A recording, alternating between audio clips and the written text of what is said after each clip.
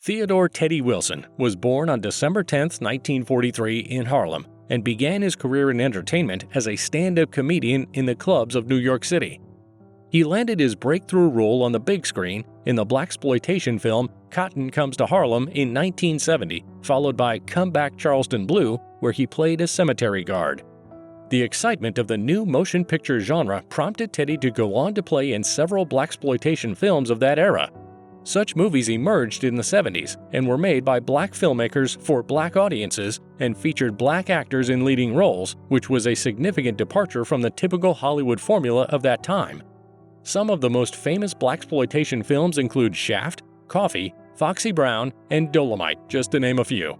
These films were hugely popular at the time of their release, with many becoming cult classics that are still revered and studied today for their impact on black cinema.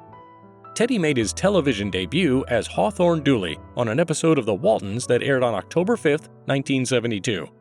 After being seen on the big screen and on TV, he became one of the it guys in the 70s sitcom world as more and more fans grew increasingly flattered by his warm personality, infectious smile, and natural acting talent. In 1973, Teddy was cast as High Strung on the CBS sitcom Rollout. In the network's attempt to mimic the success of MASH, the show was loosely based on the 50s film Red Ball Express and set during World War II. Rollout aimed to be an army comedy with a black cast, but was rarely funny, which led to its cancellation after the first episode of the second season. The following year, he was selected to play Earl Chambers, a postman on the sitcom That's My Mama, where he met and co-starred with actress Joan Pringle, whom he later married and had 2 children with. One of her best-known roles was that of Principal Sybil Buchanan on The White Shadow. In 1976, Teddy portrayed Marion Sweet Daddy Williams, a hoodlum loan shark on Good Times.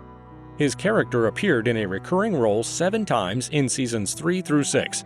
He also guest starred in several series including All in the Family, Sanford & Son, The Jeffersons, The Dukes of Hazzard, and What's Happening, where he played Al Dunbar in a popular 2-part episode. In the conclusion, he gets arrested for soliciting Raj, Dwayne, and Rerun to illegally record a Doobie Brothers concert at their high school. In 1977, Teddy took the lead role in a spin-off of Sanford & Son titled Sanford Arms.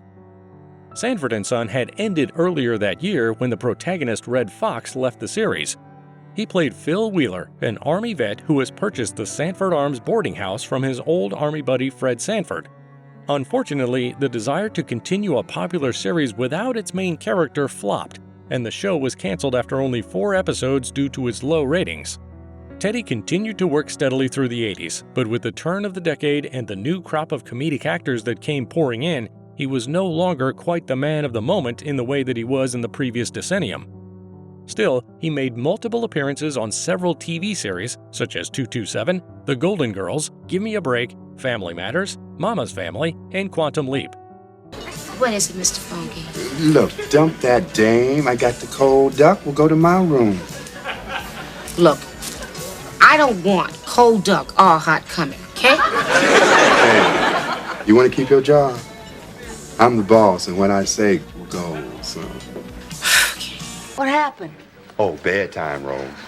Does that mean we can't talk anymore? No, they just like you to stay in your own bed. Oh, darn. Huh.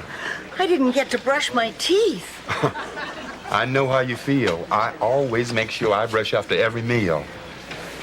You wouldn't happen to have a meal on you, would you?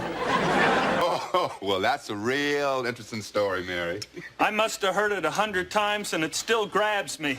Well, what happened was 15 years ago, Gus went to Hawaii with all the money that he had saved up over the years. Now, to make a long story short... Oh, don't make it short. It's a good one. Mary, it happens every day.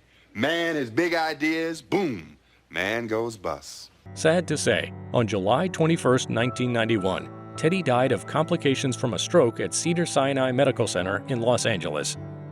He passed away shortly after filming his scenes for the 1992 horror comedy The Vagrant, as well as the 1993 crime drama film Blood In, Blood Out, which were both released after his death.